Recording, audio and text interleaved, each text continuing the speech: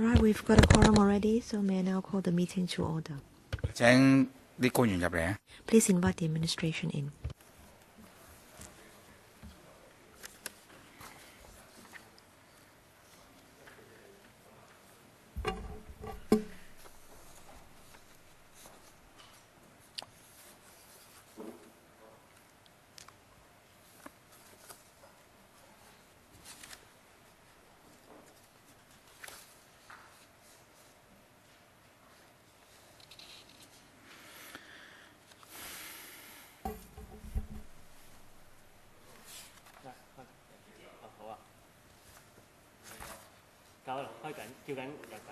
啲官員局長入緊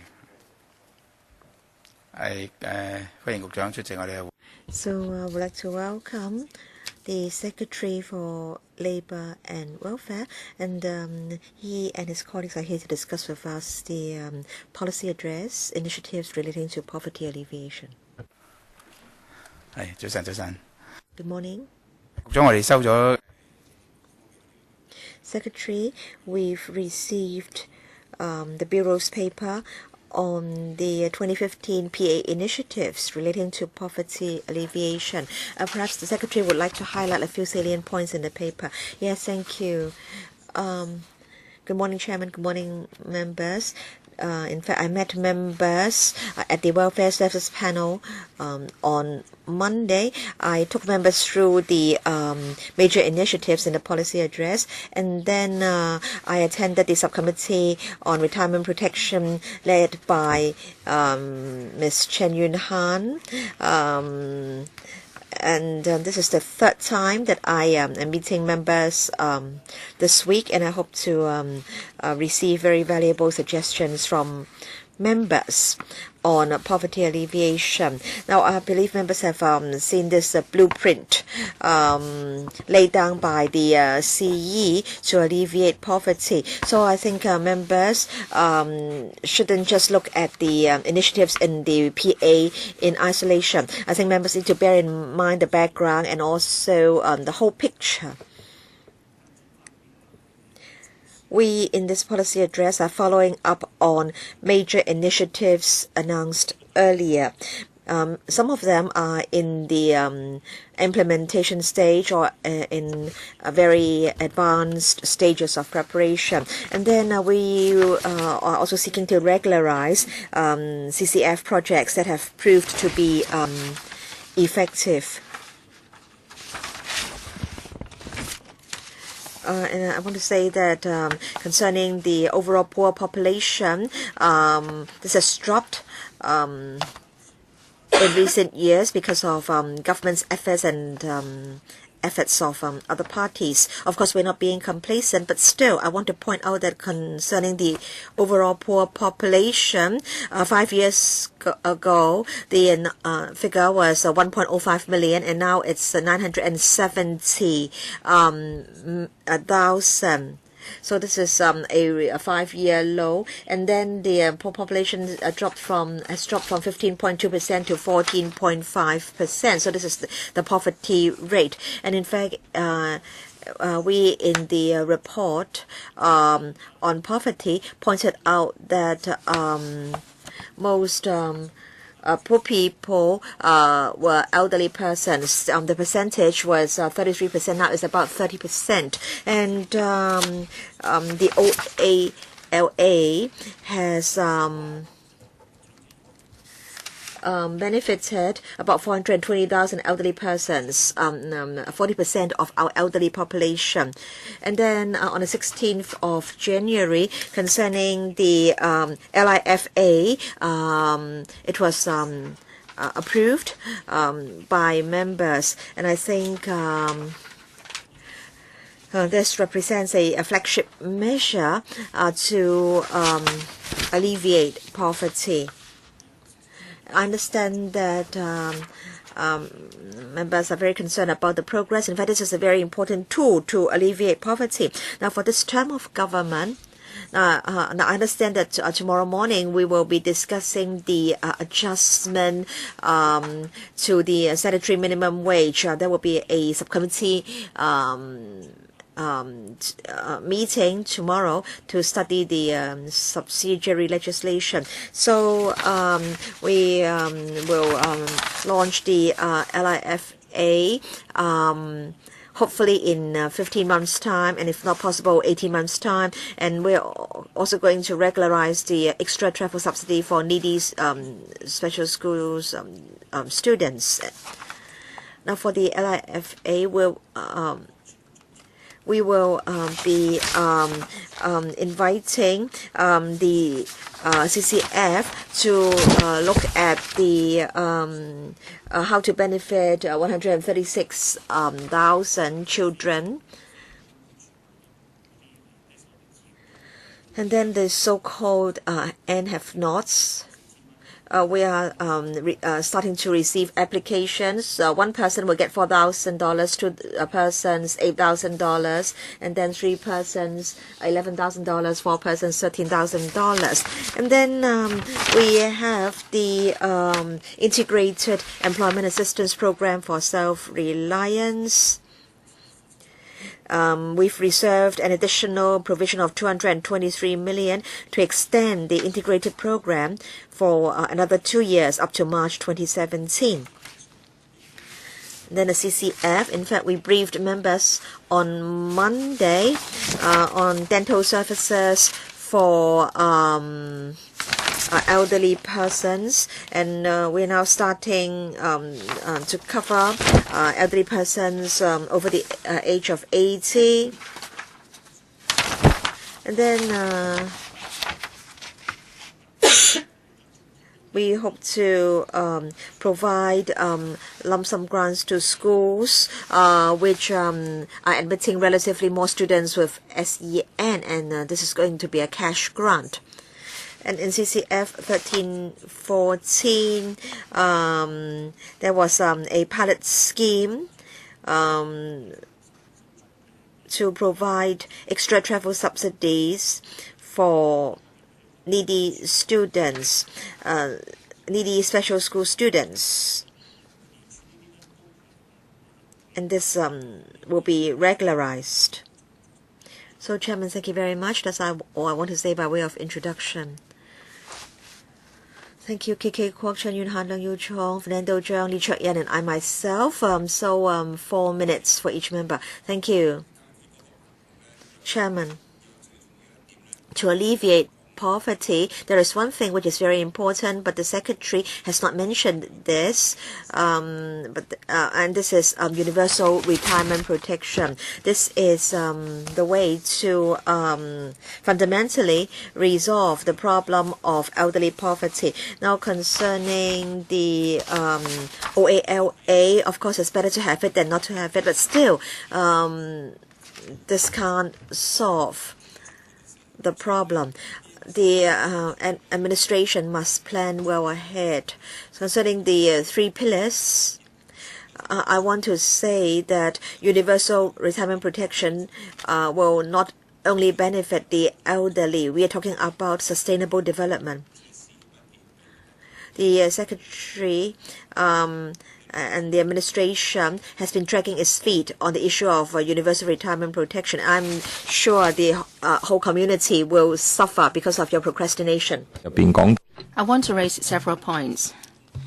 You said that at ordinary schools there will be a designated teacher or coordinator. I'm a little bit worried.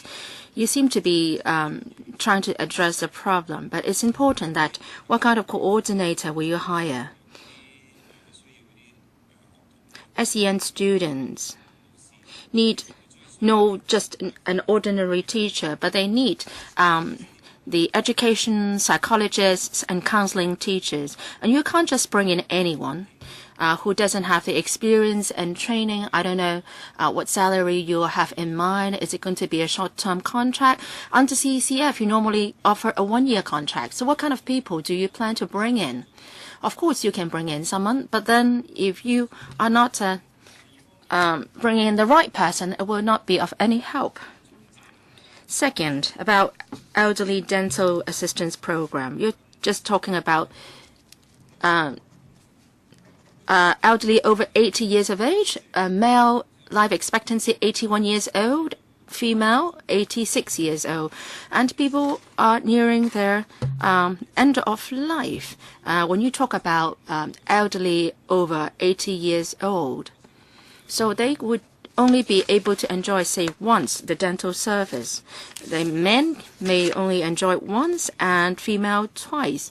So why don't you offer them the service at their early age? Say, after they are 60 years old, if elderly have to suffer from dental problems for 15 years, 20 years before they can get any service, then it's no good. And you are offering them dental service only when they are about to pass away. So I think this is outrageous.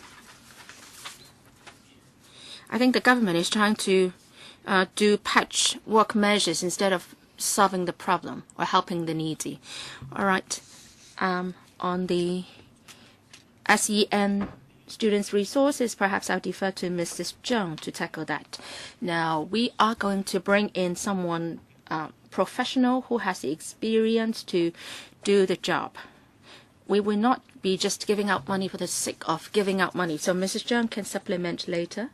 And also Mr. Ao Yang from the XJB can talk about the dental service. Why 80 years old?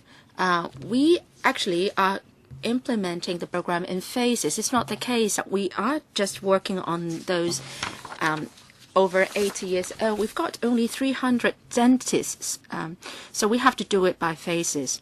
And we are talking about 800,000 elders over 80 years old. Whoa, in the paper it says there are only 130 elders. Thank you, Chairman. On the SEN students, teacher coordinator,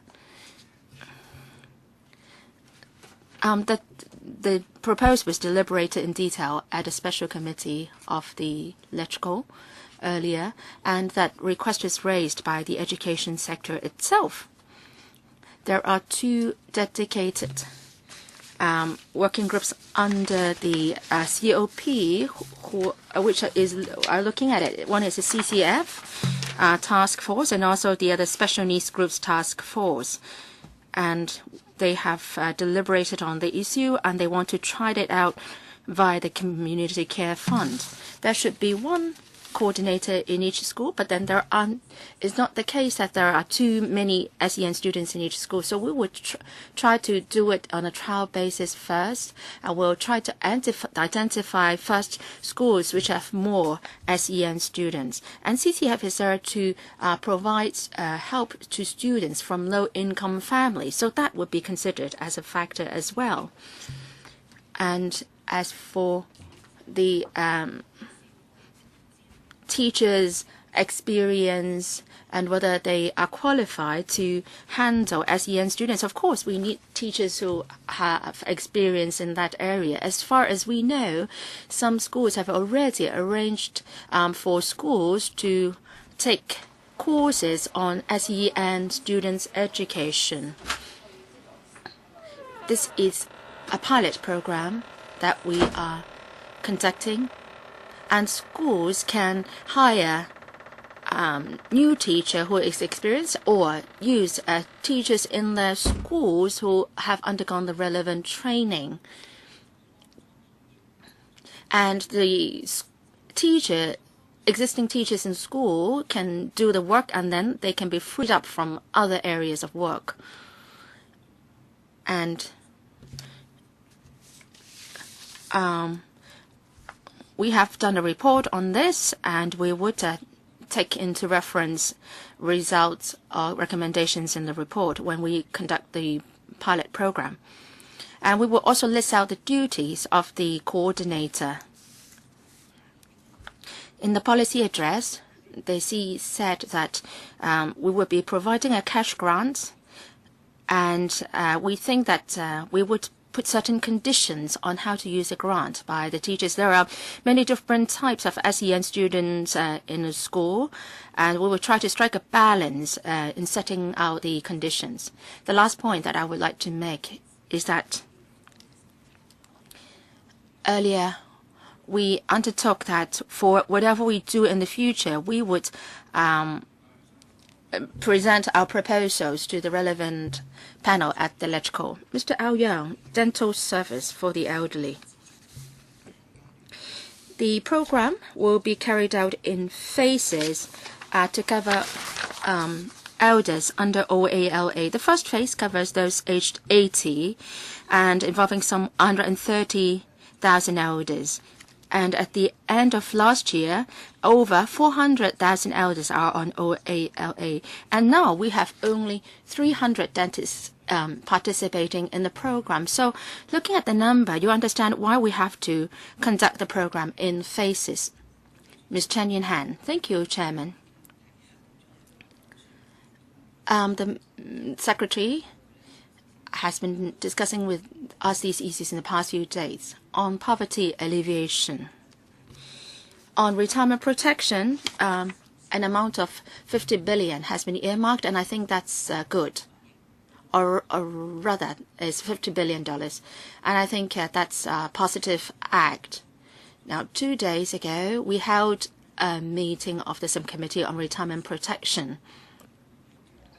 But then we get the feeling that government is dragging its feet, no direction. It's promised that there will be some proposals in the latter half of this year. But, well, we understand yesterday you held a meeting, the COP. Well, does the COP agree to the LegCo members' request that proposals be presented to us in the first half of this year? And then a decision should be made in the latter half of this year so that we can make certain decisions within this LegCo term. So that's my first question. Second question.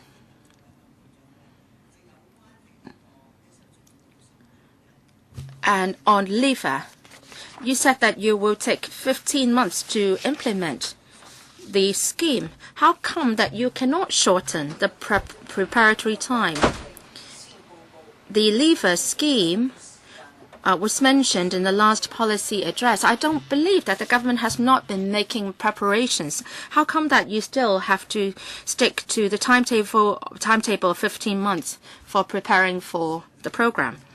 Now, some residents have been asking me, how come that only elders aged over 80 can get assistance under the dental assistance program? In many places, such program covers elders aged over 60, and that covers all kinds of dental services, scaling, polishing, and so on.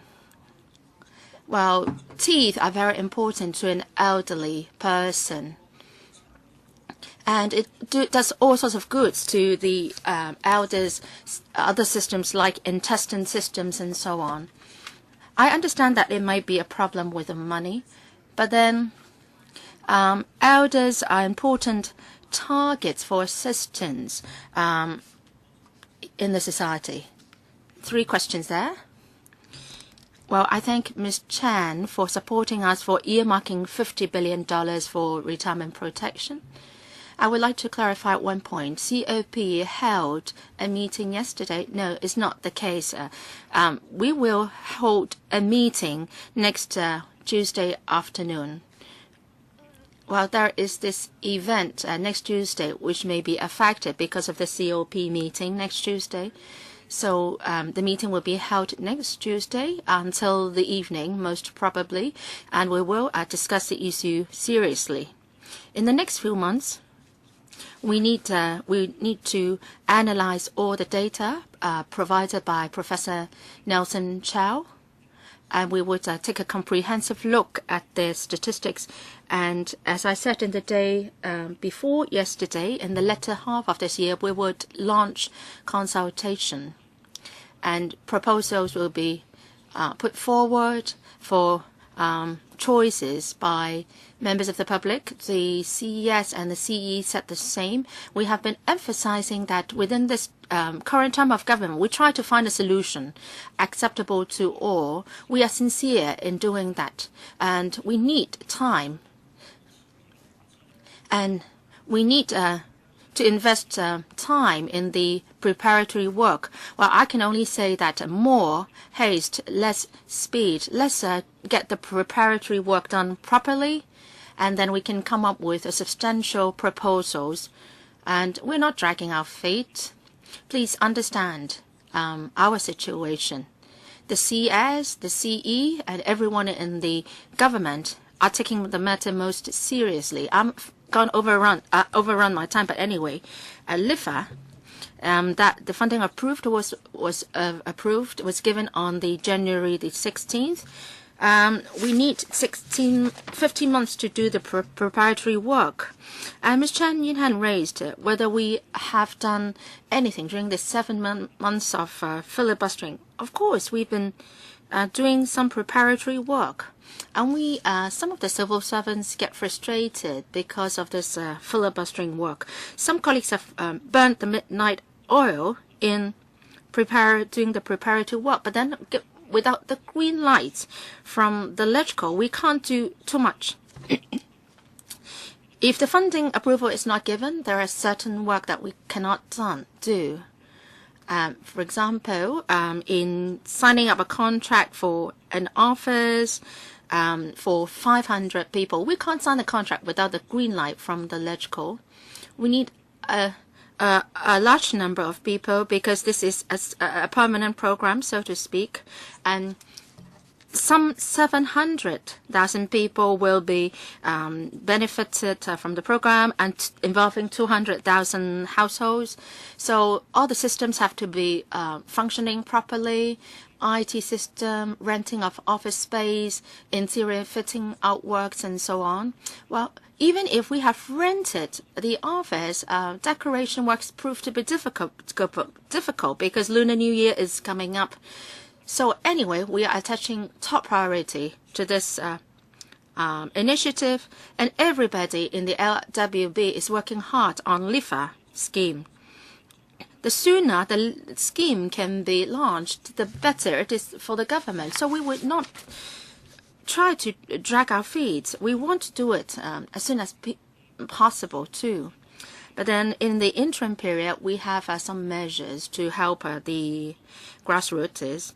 The have-nots, we are giving them an extra subsidy, non-CSSA, non-PRH households, another subsidy, including street sleepers, $4,000, 2P, $8,000, 3P, $11,000, and 4P, $13,000.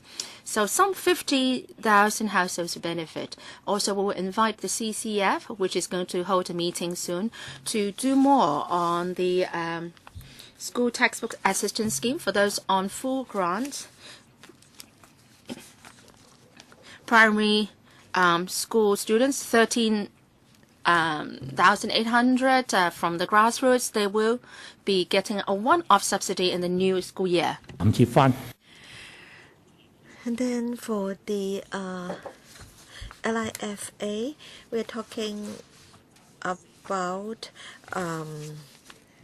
going back 6 months. So assuming that I can launch the LIFA in the first quarter of 2016, the LIFA will be dated back to October 2015. So we are, in fact, trying to fill all the gaps. We are people-based. We are very conscientious. Of course, members do have the duty to press us to work as diligently as possible and as quickly as possible. Yes, we want to launch the LIFA as soon as possible. We want to help people. So there is the we have there are the OALA, the LIFA, and all right. But Secretary, now I think we'll have to wait for the next round. Concerning the dental program for elderly persons. There are only 300 dentists participating in the program, and yet we have over 400,000 elderly persons on the OALA. Mr. Lau Yu Chong, it's your turn. Yes, Chairman, I think My questions are similar to those raised by Mr. K.K. Kwok and Ms. Chen Yun Han. These are the main concerns of the grassroots sector. Now, concerning universal retirement protection, I will not repeat the points already made. I understand that you're going to attend a meeting on Tuesday, next Tuesday. So can you come back to us and report to us the deliberations after your Tuesday meeting? We want to know the progress. We want to know the latest development. That's the first point. And then second, concerning elderly persons.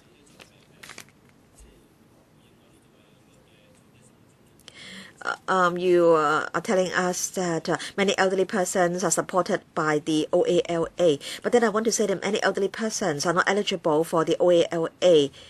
And they are not eligible for CSSA either because they live with their family members and their children are not willing to sign the so-called disowning the parent letter. So how can you help elderly persons falling into these categories? And then the elderly dental assistance program. You've told us that you can expand the program only in phases.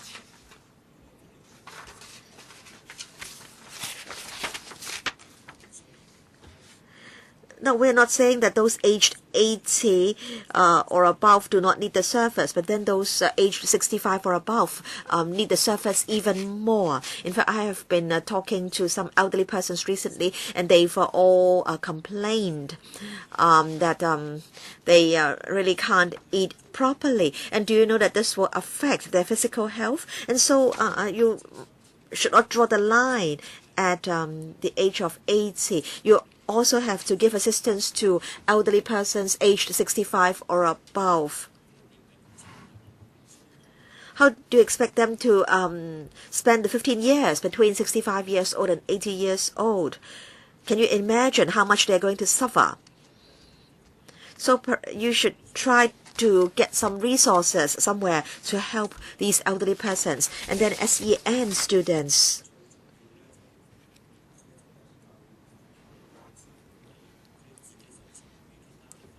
Now, they do not have enough resources to take part in extracurricular activities, and schools may not have enough resources to subsidize them. So I think you should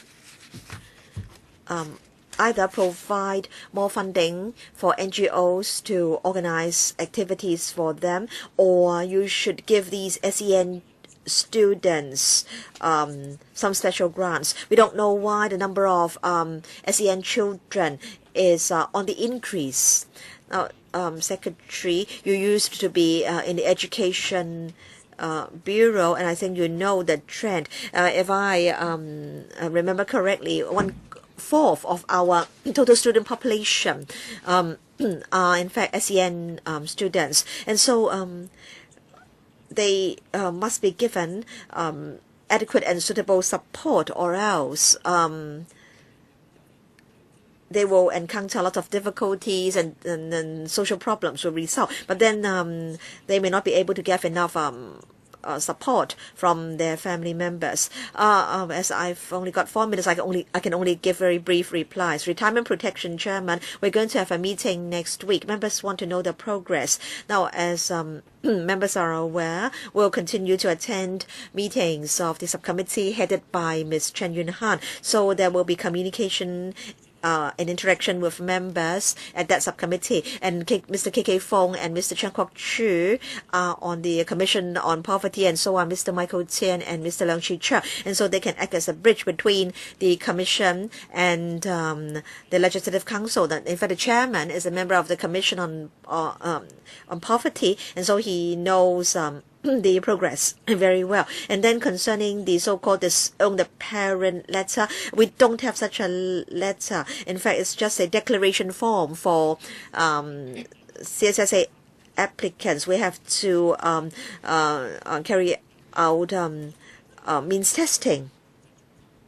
So in fact, it's just a declaration form for declaration of means or assets. And so it is not that children need to disown their parents in order that the parents can get CSSA. And if anyone encounters difficulties, he or she can approach the SWD for assistance. In fact, SWD people are humane. We do exercise discretion in some cases, but of course we cannot allow abuse of the system. So you can approach social workers and SWD for assistance if the need arises. And then for the dental program, I will invite my colleagues to supplement. But then, as my colleague has pointed out, concerning the dental assistance program, the problem is not with the lack of funding, but rather with the lack of dentists.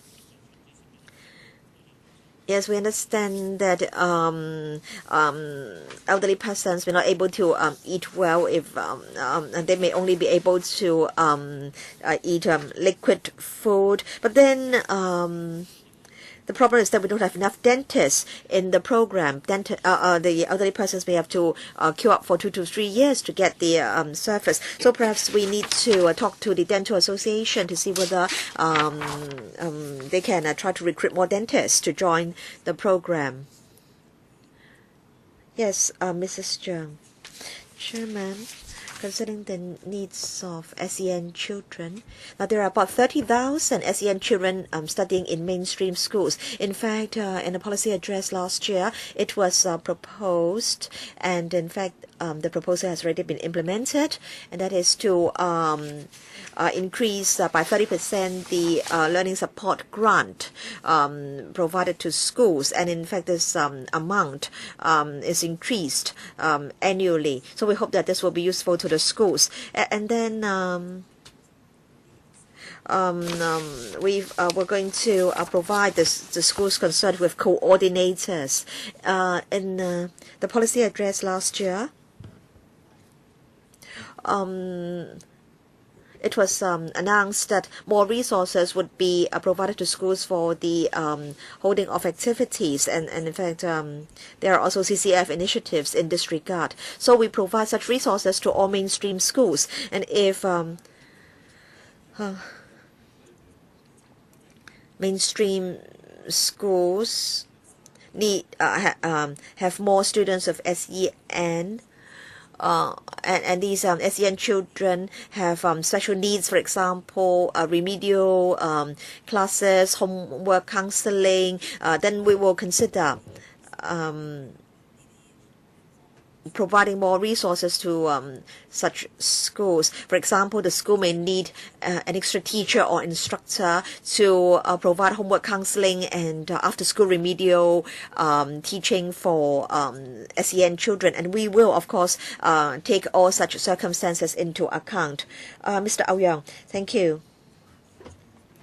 We do understand members' concerns, and we'll see how we can try to expand the program, the dental assistance program, to cover more elderly persons. Mr. Fernando Zhang, thank you.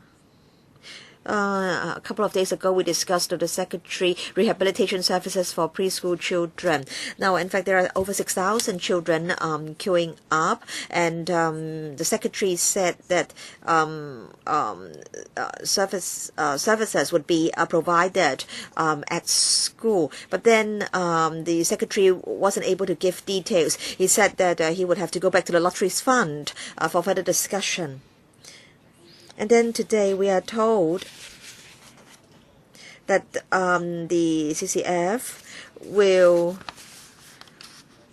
provide a one-off grant to ordinary schools admitting more students of SEN to hire a coordinator. In fact, the idea was proposed by the subcommittee on integrated education led by me. Now,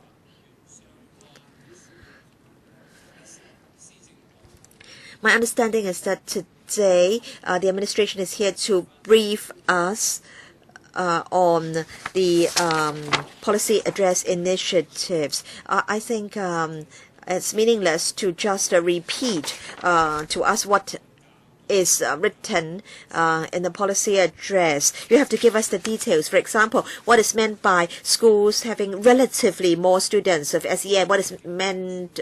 What do you mean by relatively more? 10 more or 20 more? And what do you mean by SEN students?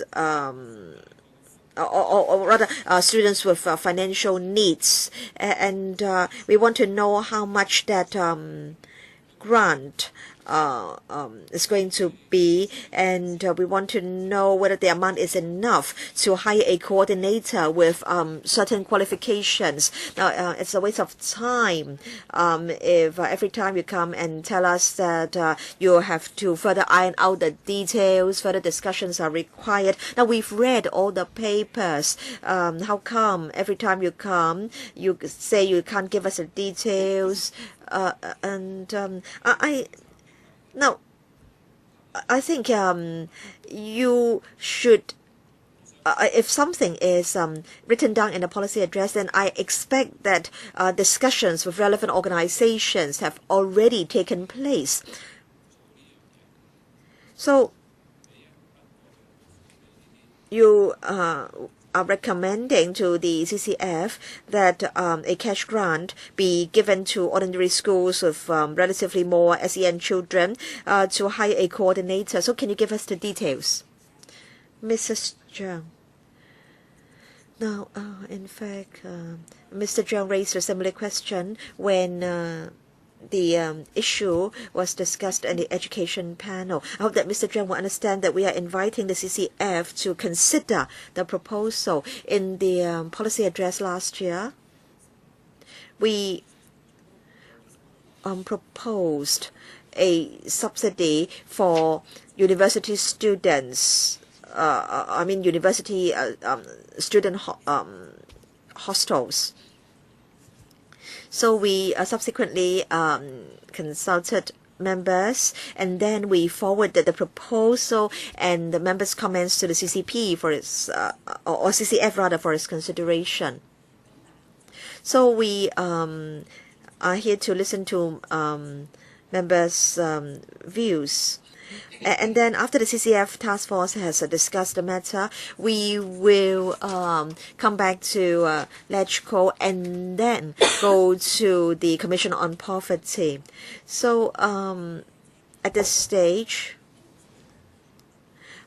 we can't give you the details because the matter has not been fully discussed by the task force, and we have to, of course, assess the resource implications. For example, how much school we can cover, and so all these have to be considered by the CCF task force. I promise that I will come back to consult members again. So this is not really the proper and the efficient way to formulate policies. How come the SAR government is being so incompetent? Now, for initiatives in the policy address, I do expect that discussions have already taken place between the government and relevant parties, and then the budget will provide the necessary resources to for the implementation of these initiatives. But then the way the government is doing it is that they just put down ideas casually, and then they will then go back and think about them.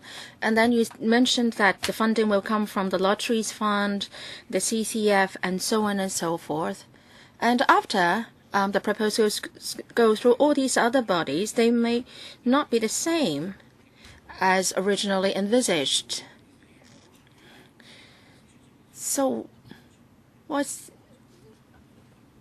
Chairman, please allow me to say something. There are two approaches when we write the policy address. One approach is that we have the full model, the full proposal, and then we write it down in the policy address. But for the other types, we think that this is the right direction, but then we still need to further discuss with the relevant stakeholders and to map out the details to them. So for the latter case, not many details can be given because we still need to discuss with the stakeholders before finalizing everything. So this is an interactive process. We can't have we can't make decisions on our own. Now, for example, very simple, we can't give you the number of places because we have to discuss with the relevant stakeholders. Well, sometimes because of the confidentiality rule, we can't give certain details. But anyway, there are certain proposals which you think the direction is right, and then we will go ahead with them, and then we would try to strive for funding in the budget. So this is the way that we are doing it. Now, next time when we come to the meeting, we'll try to see if we can give more details. But then we never know how the response from the sector is, and sometimes you can't disclose too many details because of the confidentiality rule. We appreciate Dr. Zhang's concerns. Several days ago, you raised the same question. But then I can promise that at a certain stage, when we have the details, we will come back and give you the details. I think that the SARG is very incompetent. Well, there are other proposals where there has never been any discussion, but the proposal is floated. That is the priority home purchase scheme for the green form applicants. Mr. Lee Chak-yan. We always say that the government has nothing left but money these days. I'm very staggered by some of the proposals floated by the government. For example, dental assistance program. They are doing it or working on those aged over 80 only. How come that this restriction is so strict? Of course, I heard that there are technical difficulties. If these are technical difficulties, can we tackle them in a technical way?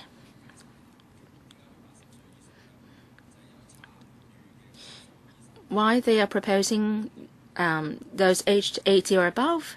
Is it that there aren't enough dentists participating in the program? If there are too few dentists participating, then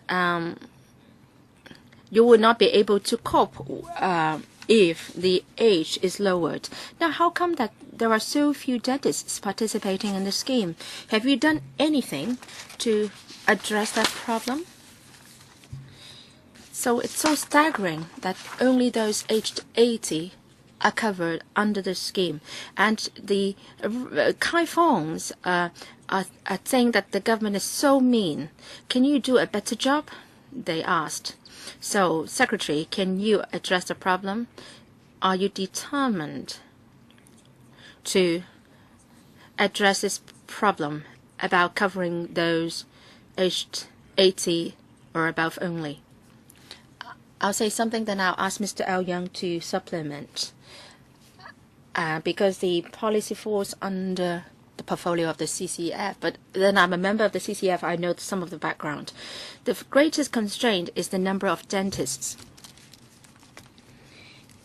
There are now 2,300 registered dentists, and 90 of them are private practitioners, 90% of them, and only 300 are taking part in the program. So the first step that we should take is to encourage more dentists to join the scheme. Now, the government provides limited dental services, as you all know. If we are to extend it to cover those aged 65 above, the queue will be too long, and people have to wait, say, for 4 to 5 years, and that's meaningless. If you look at the population distribution, there are close to 130 elders aged over 80.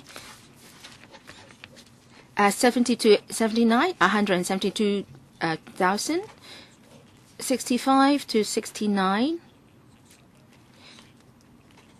116,000 elders. So altogether, 420,000 are on OALA. If we cover all of them, then people have to wait a long time, and that's meaningless. We still have to set priorities. How do we set it? Should we draw lots? Then that would be very confusing too. So We will leave it up to the COP and the CCF task force to see what more we can do. Money is not a problem, I agree. How come that the dentists are not willing to take part? 300 only out of 2,300. Is it because of the price that they are disincentivized to join the scheme? I can't accept you set the criterion at those aged 80 or above. So perhaps I'll defer to Mr. Ao Young to take the question. Mr. Ao Young, have you tried to mobilize the dentists more? We are working closely with the Hong Kong Dental Association, and we know that they have been trying very hard to encourage and appeal to dentists to join this scheme. But the association told us that the private dentist practitioners are very busy. They are often fully booked. So we would do our best to encourage more dentists to join the scheme. And as I said, we will still try to do it in phases. It's not the case that we will stop at those aged 80 or above. Well, if you can't encourage more dentists to join, well, I mean, doing it in phases is of no use either. So can you provide more incentives to them? Can you provide more economic incentives? Actually, economic incentives do work. Well, what other problems do the dentists have, apart from that they are too busy? Well, it's a fact that the dentists are very busy. And then also the CCF, we're talking about public money, and so we have to use public money cautiously. Now, when we are finished with those aged 80 or above, then we can work on those in the lower age bands. Dr. Priscilla Leung. Chairman, rumors are at the internet that those aged 60 are still considered middle-aged people, and those who are considered the elderly are those in 70s or 80s. So in Hong Kong, many people retire at the age of 60, and then they still have a long way to go before they pass away. Over the years, I've been mentioning that for those who are between 60 to 64, they have already retired, and they are not considered as elderly, and they don't enjoy any benefit at all. So for the age group 60 to 64, can the government consider doing something for them? Well, when we do morning exercise, we often meet them, and they have been reflecting their concerns to us. And also for the dental assistance scheme, you are covering those aged 80 or above. You mentioned about technical problems and participation of the dentists and so on.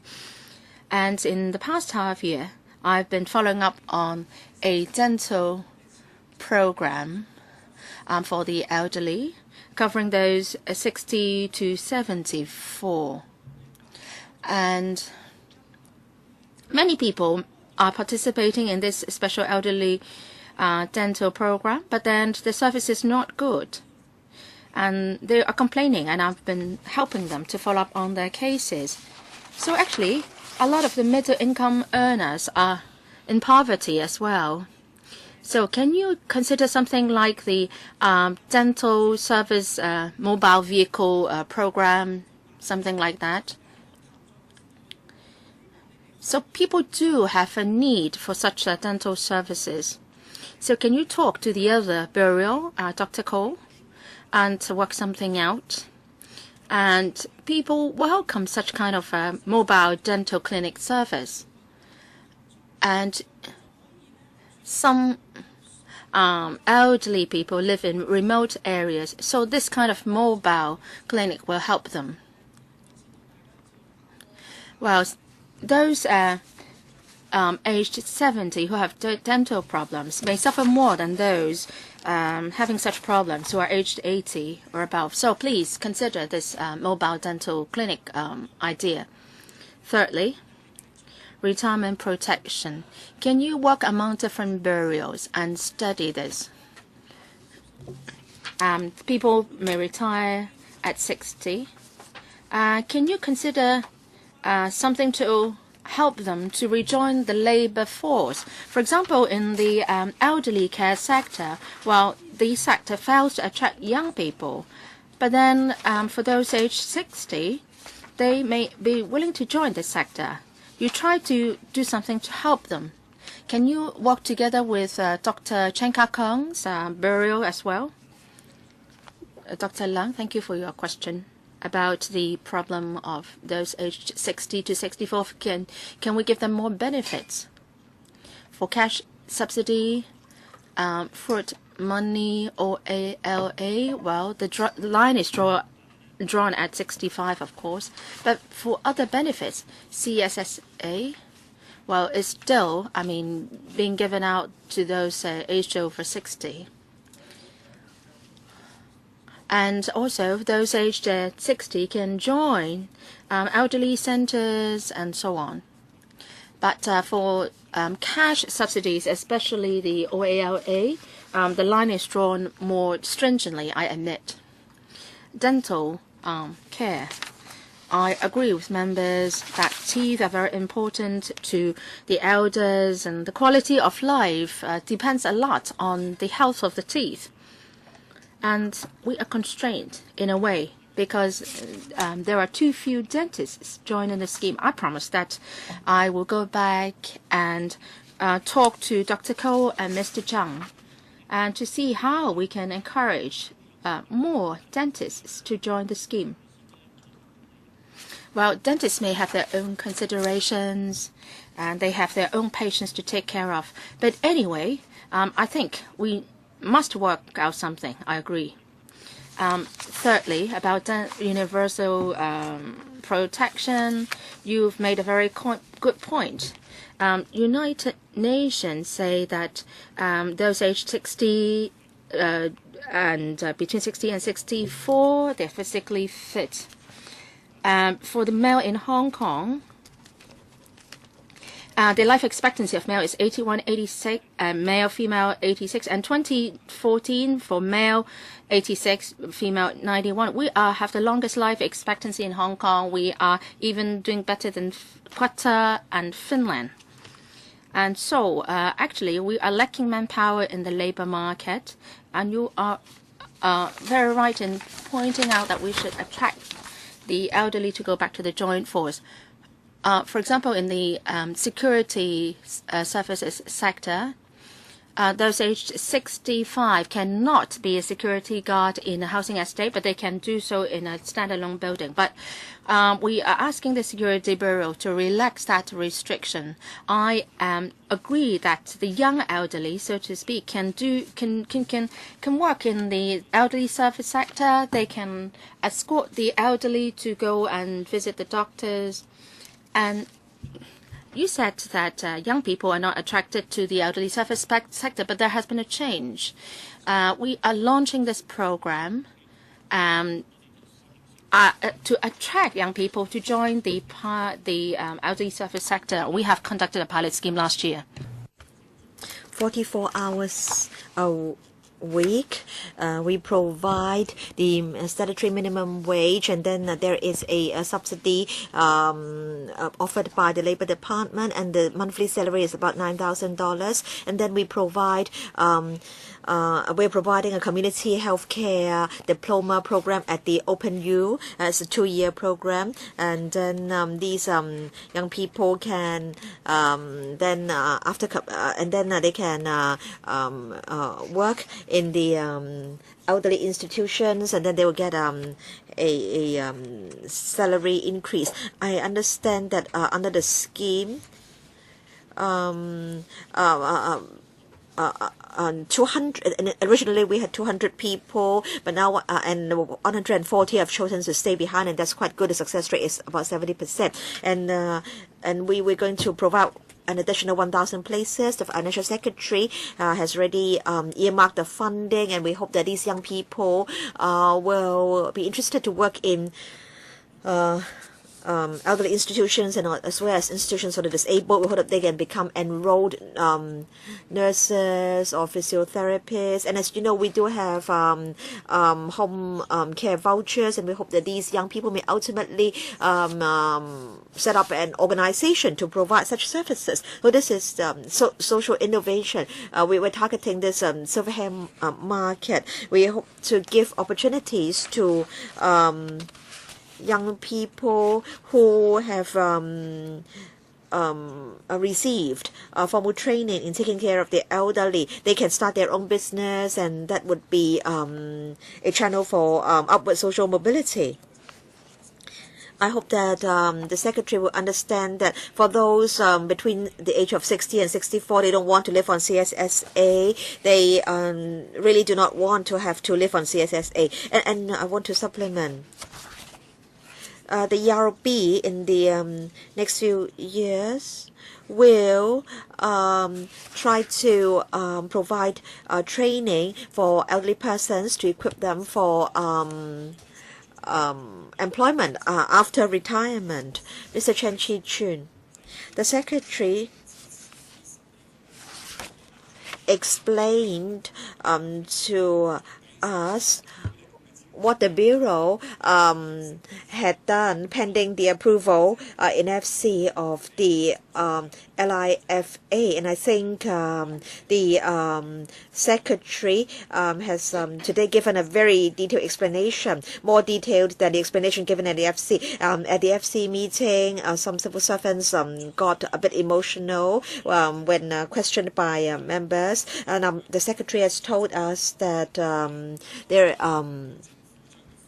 many problems, for example, failure to a possibility that the office may not be available, and so on and so forth. So, in fact, I want to say that you should have asked the government to advance the LIFA item. The administration should not have insisted that the FC must discuss the 3 incinerators and first, for example. I think the administration should not ignore the political reality. And then concerning the allowance to children based on the those receiving full grant for the textbook allowance. I want to know more details. So it said that for those on full grant under the school textbook assistance scheme in the 2015-16 school year, they will automatically get this one-off special subsidy in September this year. And then turning to the elderly dental assistance program, we are told that the problem is with insufficient dentists in the program.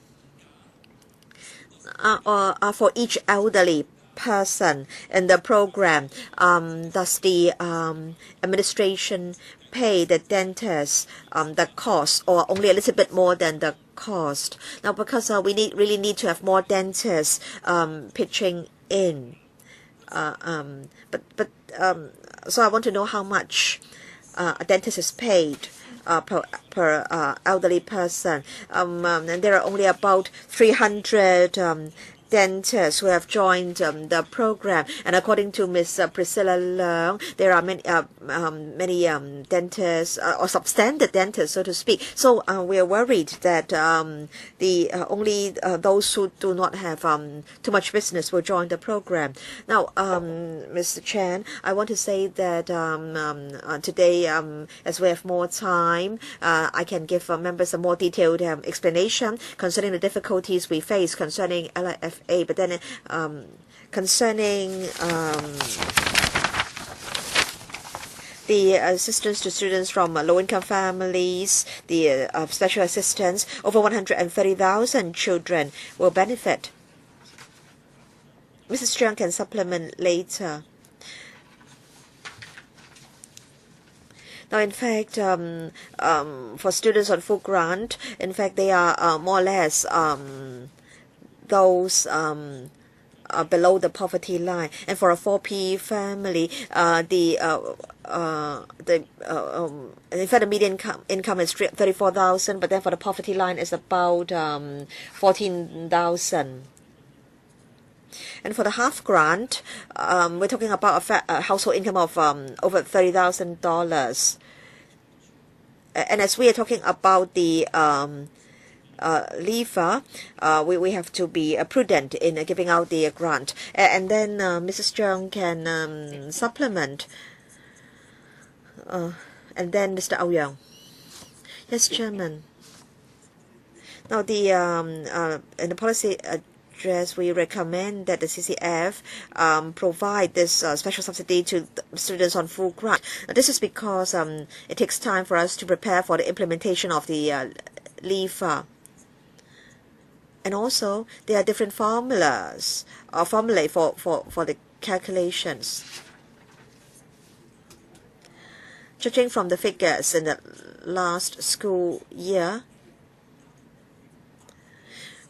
for households receiving full grant, they are more or less at the 50% median wage level, and that's why we are proposing that the subsidy be provided for students on full grant.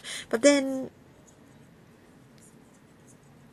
for the lever and for this subsidy, there are two separate schemes, but we hope that in the interim we can provide this subsidy to low-income households. Or is it that they can get this subsidy in the new school year? Yes, we are talking about students on full grant under the school textbook assistance scheme in the 2015-16 school year. But then with regard to the exact amount, the CCF will have to consider this. But then I want to point out that the textbook grant is given to students before September so that students can buy their textbooks. So we will bear in mind this timetable. And Chairman,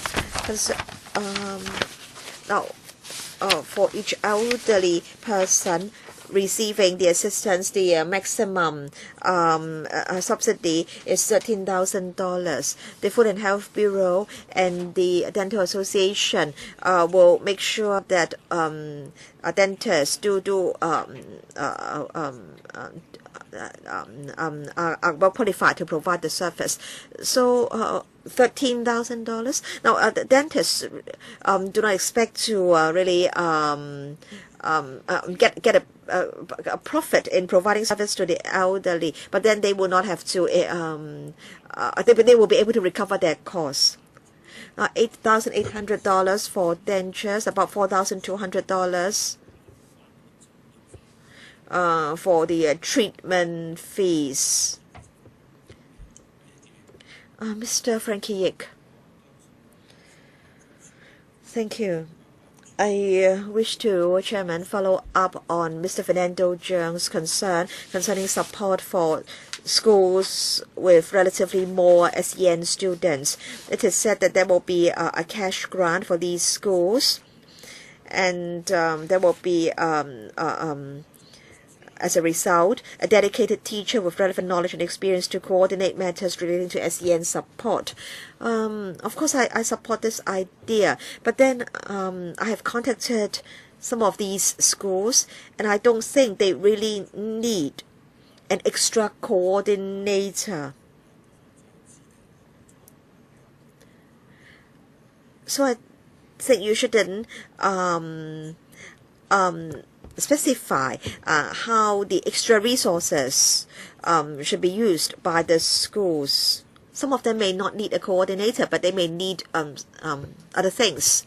And then concerning the extra grant to the schools, initially it was 1 million, and then the amount has been increased to 1.5 million. I want to say that in some of these schools, they have over 100 SEN students, and they only have $1.5 million. And of course, with more SEN children, more teaching resources are required. Small class teaching has to be practiced. And these schools have to cope with students with a very wide range of learning abilities. And sometimes schools use the extra resources to hire an extra school social worker. Some schools have over 100 SEN children, as I have pointed out. I know of some partners of my partner schools. I think you know what I'm talking about. They need extra social workers to help the SEN children. And then we don't have enough educational psychologists and clinical psychologists to provide support services to our schools. In fact, for such services, the government can only provide about 10 hours a year. And for these clinical psychologists, the rate is $2,000 to $3,000 per hour.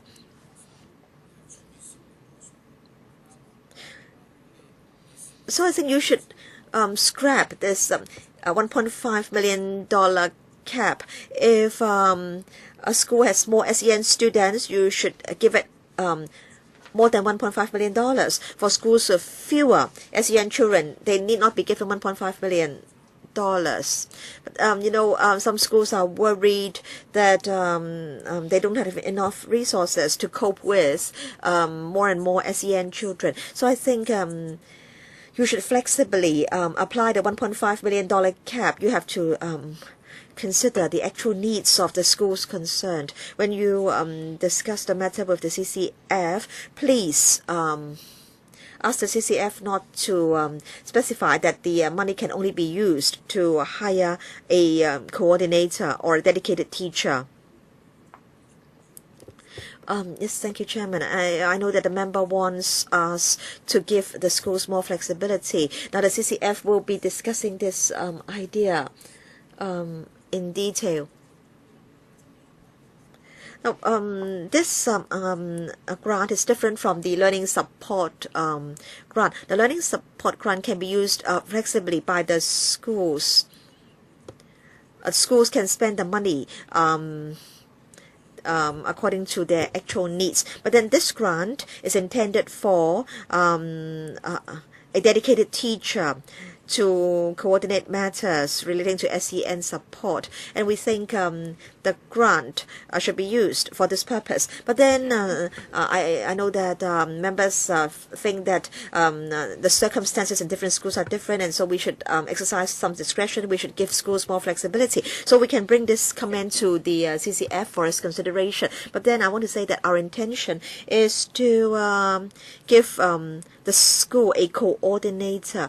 In the Subcommittee on Integrated Education headed by Mr. Fernando Zhe, and also in the Poverty Alleviation Task Force under the Commissioner on or under the CCF, they all think that schools still need this coordinator. Last year, there was an adjustment to the cap. An extra 30% of resources was provided to the schools. So we will monitor the actual situation.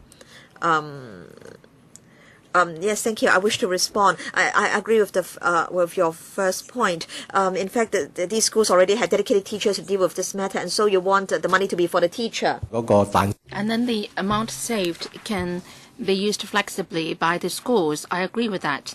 And on the second point, I know that you have been committing more resources to schools, but then for some schools, the resources are still grossly inadequate. So, I hope that you would not put a cap of $1.5 million. You should look at the actual circumstances of the schools, how many SEN students they enroll. If there are many SEN students, you still got $1.5 million. That won't be enough. Yes, I've heard clearly the members' views. Mr. Albert Holt, we've said many times before about women joining the workforce, the difficulties they face. And actually the government would like to see more women joining the workforce because we're short of labor in Hong Kong. But then, for the nanny program, I don't think the government is doing enough. The community nannies are limited in their help to families in need.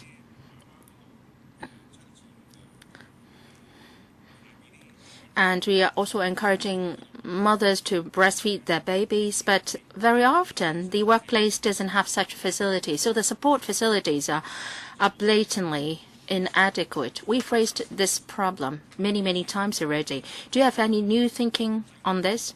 Can you institutionalize the community nannies program? You just not do it by way of subsidy. That's not enough. So can you answer that first? Thank you, Mr. Ho. This is a major point of concern. We try to unleash productivity of women, and some 500,000 women are now home care workers.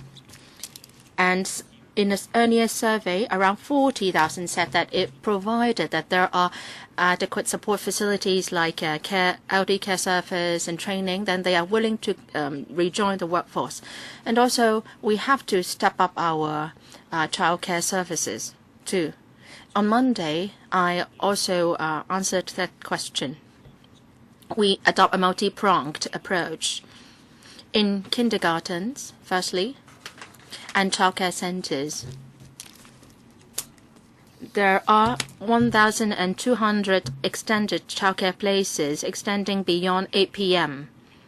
And the demand is great. And mothers would like to have their children being taken care of at these childcare centers. And in the next 3 years, we hope to increase the number of places by 5,000. And for the next year, we can provide 1,200 more. Now it's around 1,300. So in the first phase, we're going to increase 1,200 places in the next year.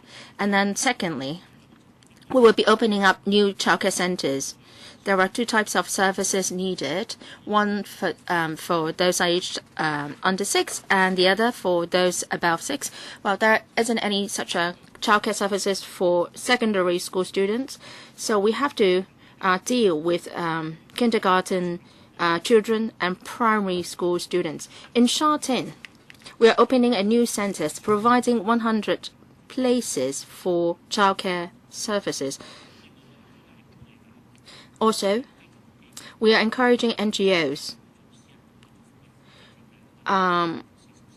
under the land development program for special purposes, and 43 NGOs have proposed some 60 programs to make use of their land for building facilities to provide more childcare places. And through the Lotteries Fund, and last January, we have injected $10 billion into the Lotteries Fund. And for these 63 programs, they will be implemented in the next 2 years. And we hope that these NGOs can provide childcare services in these new programs. So 2 NGOs have said that they would provide for such services in the planning. Now, in Tseung Kwan O, we have a new integrated service facility, and that will also provide childcare service. That is a major breakthrough. So civil servants will be allowed to take their children to go to work. And in the short term, we would expand the community nanny program. And there is also a training program for the grandparents. And why? And actually, young parents would like their children to be taken care of not by their grandparents because they think that they are outdated, not modern enough. So we organize certain programs to train up the grandparents to take care of their grandchildren. So we hope that through this program, the grandparents can provide support to the family in taking care of the child. So whatever we can do, we will do it. At the primary school level, we have learned from experience. And we have learned experience from the business sector in providing after-school support service for children.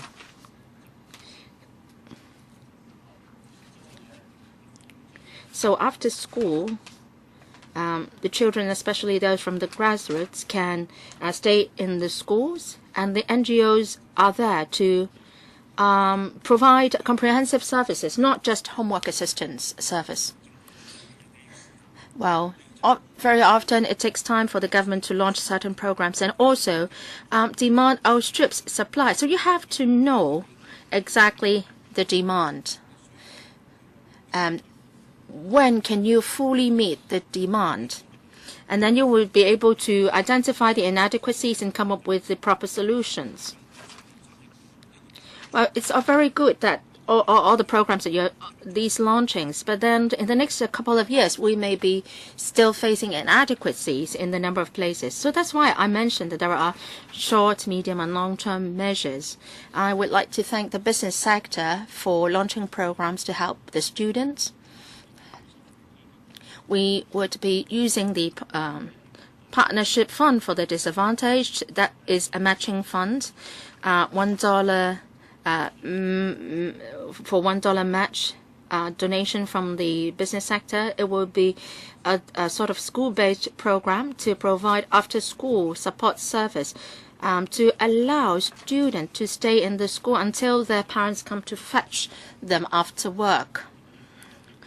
And the children can learn other aspects apart from getting assistance in their homework. And every year we'll be able to serve 10,000 students. And in some centers, there are several thousand SWD subsidized aftercare school places, and some 30 of them provide service up to until after 9 p.m. and they still still open on public holidays, though not on statutory public holidays. So on Sundays, these centers also provide service. So to a certain extent, that can provide a lot of convenience to families, unleashing women's productivity. And later on, we will conduct a consultancy study to study an overall solution to childcare services in Hong Kong. I would like to follow up on Mr. Albert Ho's question. In your paper today, you didn't mention anything about 15-year free education, but in the COP's committee paper yesterday, 15-year free education was mentioned. In the policy address, it says that 15-year free education covered only half-day school for kindergartens, but not full-day KG schooling. And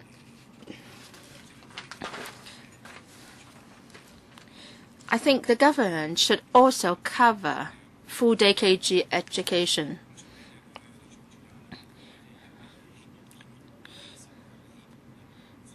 So that everyone in the kindergarten is treated the same. Second, my office has looked at the practice in Japan, and for some childcare centers there, apart from official schooling, they provide childcare services.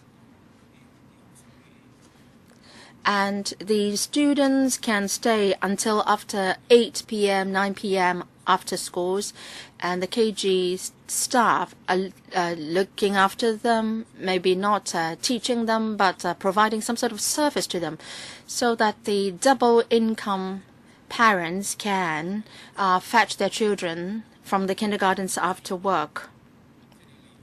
Well, the beauty of the KG is that they do have the premises already, and that makes it easier. Well, it's more preferable than having some NGOs and other parties renting space to provide after-school care service. It would be less costly that way. I've been raising this for the past decade or so. The schools, primary and secondary schools, can make use of their premises after school hours to provide after-school care services. The kindergartens can do the same. If they cannot work on it on their own, can they partner with NGOs, having the NGO sending some social workers to the KGs to take care of the children, someone who has experience to take care of the children? Now, say in a KG, there are just 2 to 3 children who need to be taken care of. Then can this KG work together with the KGs nearby and pool all the children in need together? Say pooling all the children who need such services in KG A, KG B, KG C together, and then do it in a more cost-effective way. I think this is the most direct and fastest way to do it.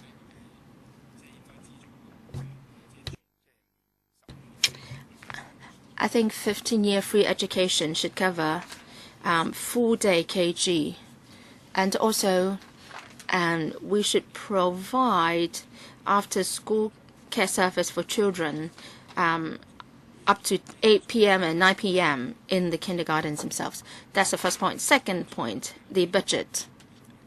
It seems that nobody is trying to link up the budget with poverty alleviation. Many measures to help the poor in the budget have sort of poverty alleviation effect, subsidy on electricity, water tariffs, and so on. There have been rumors in the past couple of days that the government will be cancelling the 1-month waiver for PRH rental. If we can have a waiver of the rental, then that can help the poor family very much. The 1 to 2 month wave rental will help a lot the poor families.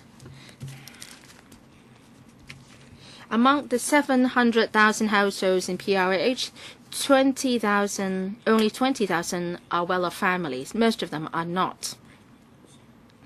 So should the budget still retain the 1 to 2 month rental waiver for PRH tenants?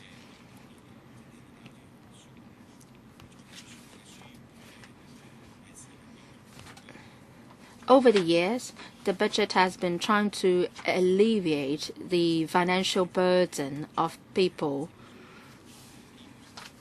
And we have been able to identify through the work of the COP those who are in need of poverty alleviation measures. Should we be asking the Financial Secretary to continue with such poverty alleviation measures? There have been suggestions that there will be a surplus of $60 billion this year.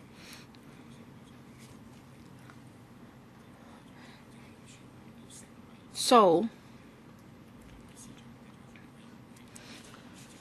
should we, through the budget, do more poverty alleviation measures? Then the last point.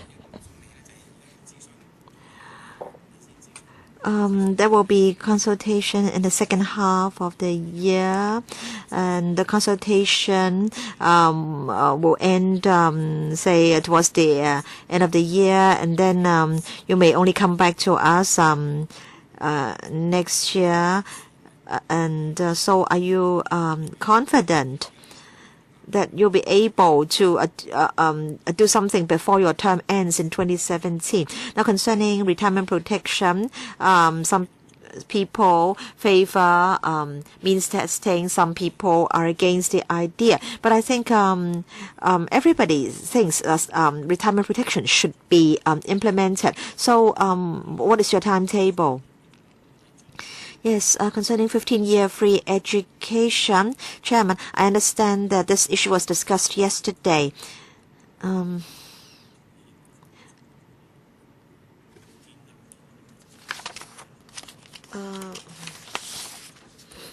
I agree that as far as possible, the children should be able to stay in the center or the kindergarten after school, and we should ask NGOs to provide the service in the kindergarten or in the center. Now, concerning the extended our places, I've mentioned, in fact, children do not have to go to another center for the service. Then the $200 million for the partnership fund for the disadvantaged. We ultimately will be able to have $400 million, and schools, of course, can apply to the fund. Now, some schools have more students who need to stay behind after school, but then for other schools like direct subsidy schools, they may not need this service. And I agree with you, Chairman. We do not want to see the children having to go to another center for after-school service. That's why we attach great importance to tripartite cooperation. So the government, the business sector, and the NGOs should join hands to provide better services for children from disadvantaged families. In fact, this is a long-term investment, since we are in fact nurturing talents for society. And then concerning budget initiatives, they will be announced by the FS, but then he may not always take into account the poverty alleviation perspective. But then the FS consults widely on his budget proposals. He consults electoral members, political parties, and so on and so forth. And he will, of course, listen to views from different sectors. And then retirement protection. Now, we are concerned. In fact, the CE has said in his policy address that the administration agrees that we have to do more in terms of retirement protection, and $50 billion has been earmarked for the purpose to show our commitment. And we hope to start the consultation as soon as possible. That's going to take about half a year. Now, I understand that members are eager to see something happen, because members' term will expire next year, and then ours will expire in 2017. And we hope that we can really find a way out for Hong Kong in respect of retirement protection within our term. In fact, I was referring to the end of your term. So, in other words, 2017. But then even if we've decided to pursue option A or option B, we still have to take some follow-up action. We have to go through certain processes, and we may also need legislation. But then I think we will have mapped out a clear way forward before the expiry of our term, including legislation. I don't know, but Chairman, you're also on the COP. You know the progress. I think what is important is that there should be mutual understanding and accommodation, and we must also be pragmatic and realistic, and we should put Hong Kong's interests first and foremost. We must try to help elderly persons in need. Mr. Fernando Zhang. Chairman, I wish to follow up on some details.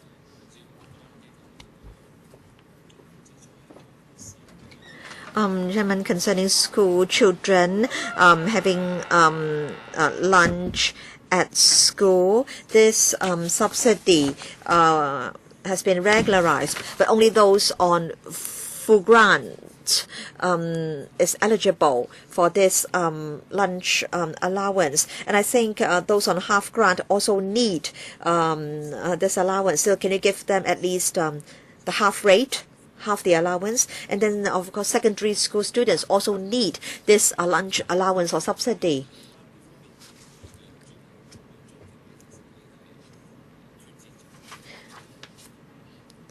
And the CSSA allowance in this regard is really outdated, only $200. I understand that for primary school students, they need to pay about $400 a month, and secondary school students need to pay more. And as a result, CSSA families have to cut down on other expenses so as to meet the lunch expenses of the children. So concerning the students' lunch subsidy or allowance, I think it should be extended to cover secondary school students, and those who are on half grant should also be given this subsidy. And also the CSSA lunch subsidy also needs to be increased. And then for many of the policies, you haven't got the details. You have to go to the CCF for discussion. But at the end of last year, the Commission on Poverty released a report concerning poverty on the part of disabled persons. Before intervention, the poverty rate among the disabled was 45 to 46%, and after intervention, still over 30%. And that is a similar problem with elderly persons. And so I think in considering special grants, special subsidies, you should consider giving extra subsidies to families or households with disabled members or elderly members. In fact, we've already suggested that the lever should also take into account this factor. This is very important. I don't think it's difficult to do the assessment. For elderly persons, you can consider the age, and then for disabled persons, you can either make reference to disability allowance or the Education Bureau's criteria with regard to SEN students. So there are, I think, clear criteria. And then for the allowance for the so-called and have-nots, you only consider the number of people, but I think you should also consider their needs.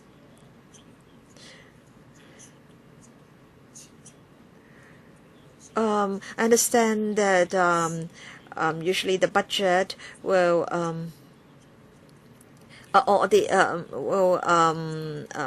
or rather you may I just want to know when you're going to review the rental element in the CSSA, because I understand that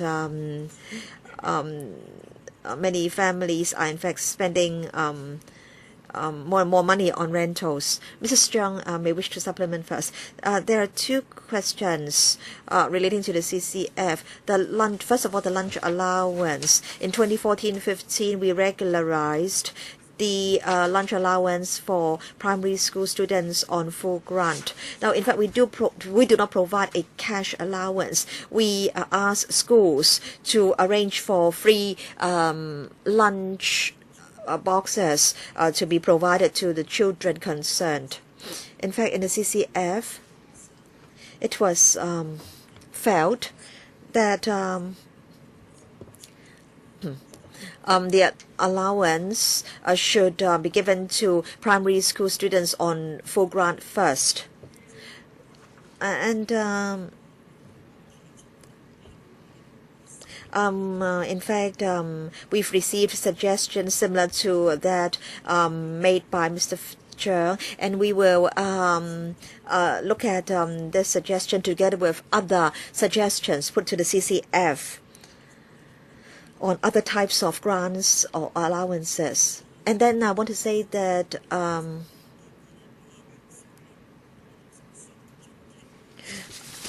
we are very transparent in our policy.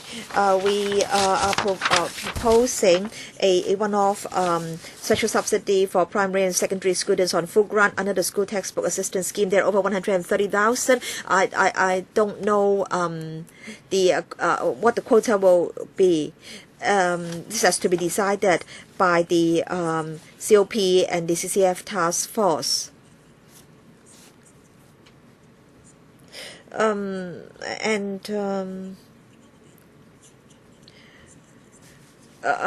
are proposing to give this subsidy to students on full grant only, not all students. This is because students for students on full grant, they are broadly comparable to children who fall below the poverty line. And then, Chairman, on CSSA, I want to say that with regard to the maximum cash allowance under CSSA from the 1st of February onwards, this will go up by 6.7%. So this will come into effect on the 1st of February. In fact, earlier on, the rate was frozen, and then there were adjustments year after year. And now for a 1P family, it's $1,650. So the rental component will go up, and then every year we have adjustments in line with the consumer price index. For the OAA at the moment is 1180, and this will be increased to 1230. And for the standard CSSA rate will go up by 4.7%, and then OALA from 2280 to 2390.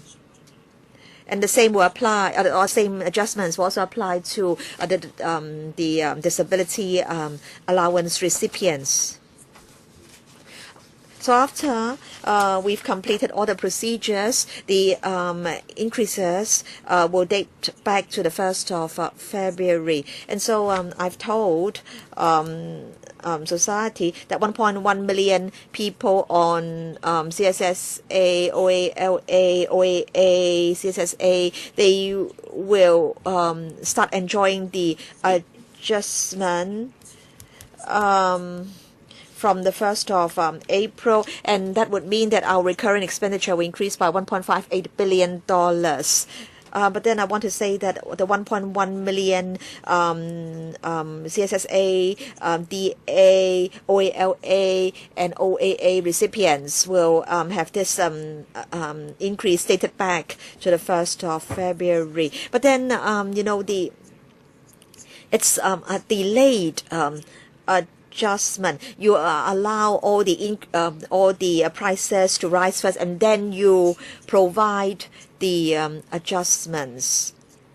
So please, Secretary, consider adjusting the rental component in CSSA upwards. In fact, we've suggested this many times. All right, can you deal with the rent component separately? We've discussed at the Welfare Services panel, but then that will be counterproductive because the landlords may jack up the rentals, and as a result, those not on CSSA will suffer. Well, then can you consider rent control? Rent control, Secretary. It belongs to another the portfolio of another secretary, another Mr. Zhang. Mr. Frankie Yik, lunch subsidy for lunch expenses. I have studied this subject before the CCF was launched. I have considered whether I should be asking my company to do this. But of course, CCF took that up, then my company dropped the idea. I agree with Mr. Ferdinand Zhang's suggestion on dishing out half the subsidy for those on half grant. There is definitely a need to have lunch subsidies at primary schools. But then for secondary schools, the demand is minimal. I don't agree that the program should be extended to secondary schools. I've studied the subject myself. I would like to talk about after school care service.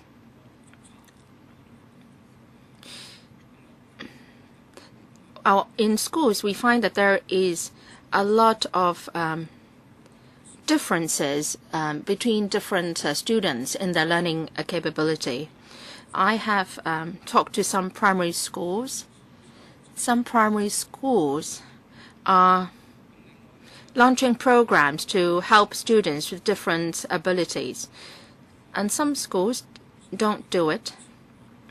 And actually, one of my friends digs into his own pockets and asked NGOs to provide support services to students after school hours.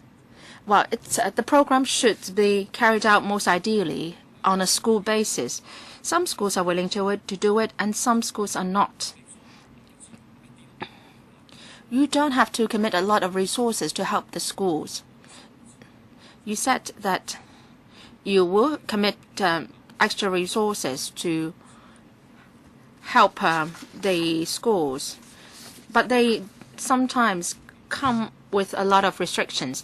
Have you considered hiring more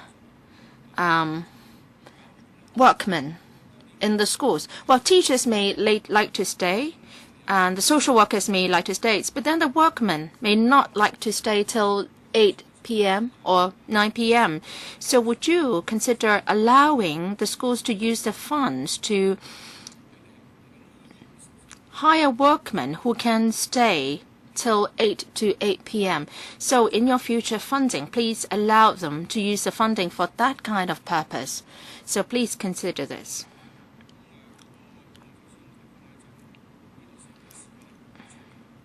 The advantage of such after-school care program is this. The question is, there are a lot of differences in the learning ability among different students. So if we can commit more resources at the levels of primary 4, 5, 6, then the problem will not be so serious when the students get to secondary schools. You will have to spend fewer resources when they get to secondary schools in tackling their problems. I agree with that kind of saying. In primary and secondary schools, school hours last till 3 p.m. and the extra learning support programs will last till 6 p.m., 7 p.m. and they cover homework assistance and other aspects. And in the policy agenda, it is also mentioned that we provide such services through the schools and the NGOs. And the schools have to hire extra manpower to do that on top of having the teachers do it. If the schools work with NGOs, NGOs will hire the additional staff. And in the policy agenda, we have last year we committed $240 million to schools to provide after-school care services, and we are committing more resources via the CCF to help schools in providing after-school care service. They can hire administrative assistant, teaching assistants, and so on, who can help out with calling up the parents. They can help out with the administrative work. So we have earmarked such funds for the schools. Mr. Yik mentioned about the problem of workmen in schools. And actually, we've talked to a number of schools. We are conducting focus group discussions. 4 to 5 meetings have been held with 4 to 5 schools and NGOs. They said that they raised the problem of have to ask workmen to lock the schools after 8 to 9 p.m. So they dare not leave the keys to other people. They would just rather the workmen stay till that late to lock the doors and the gates. Sometimes the schools stay open till 7 p.m., some even up to 9 p.m., and they even provide dinners to students. And they have to do a lot of arrangements in order to do that. Now, after the students have left, they still have to spend some time to clean up the classrooms. So all these we understand. So that's why we, through flexible arrangements, will encourage schools to open up till late hours. Well, it's not that every school has to do it. If the schools are more accessible, then they should do it. And we are committing extra resources for such schools. We are now conducting focus group discussions and see what kind of suggestions the schools have for us. Well, they are asking for more flexibility rather than more resources. In fact, of course, the more the resources, the better. But then flexibility is also very important. Thank you. So we still have some time left. Is there any other member who wish to ask a question? Dr. Fernando Zhang, 4 minutes. I would like to learn more about the Elderly Dental Assistance Program. Although I would also like to follow up on the subsidy for the carer of PWDs. Now, in the first phase, you are taking care of those aged 80 or above. But then, to my understanding, there are a few people who still have teeth after they get to 80 years old. They need care, service on swallowing, gum treatment, and also pronunciation and so on. To my understanding, some services, say for example, provided by the Tongwang Group of Hospitals, are outreach service to the elderly care homes. My understanding of their difficulty is that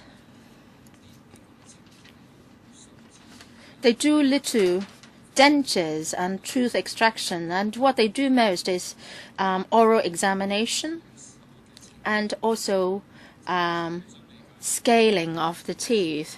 So I would like to know the figures you provided. Oh, let me get back to the paper. You said that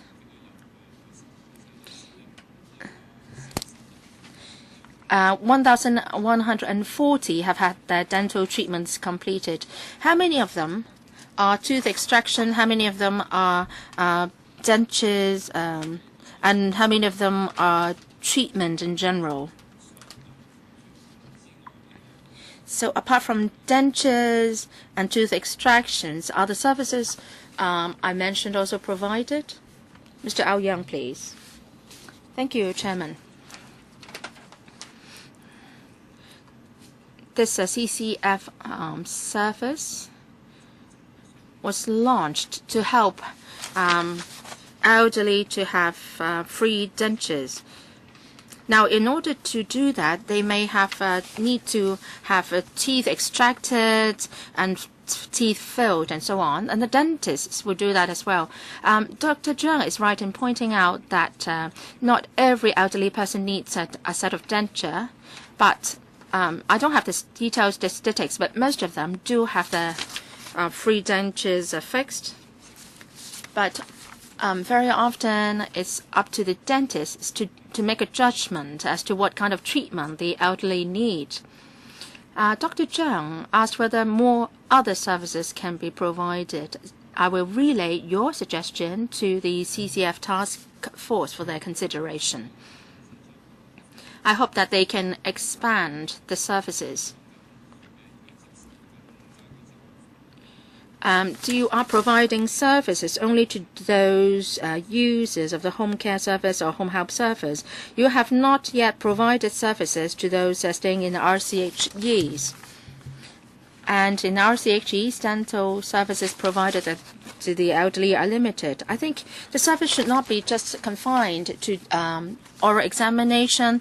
They should services on swallowing, chewing, and so on should also be covered. Support should be given to elders staying in elderly homes as well. Well, we are working on the elderly homes as well, and the dental, DH is providing outreach services, and some 10,000 elders staying in RCHEs are receiving such service. That's what I'm referring to. I've talked to the Tonghua group of hospitals. They are doing this service, and this is their difficulty because most elders staying in the RCHEs don't have any teeth at all. And the dental needs are just not confined to dentures, tooth fillings, and so on, but also the elders' needs in terms of their swallowing and chewing and so on are also needed. I believe that the dentists will help them in other areas if needed, and the SWD will also chip in if needed. Any other member wishing to ask a question? The last one. If not, then I would like to thank the government representatives for attending the meeting. The next meeting is on the 24th of February. Well, if everything goes smoothly, it will be the last time that I'm chairing the meeting. And the next meeting, we will hold election for the chairman and the vice chairman. Please.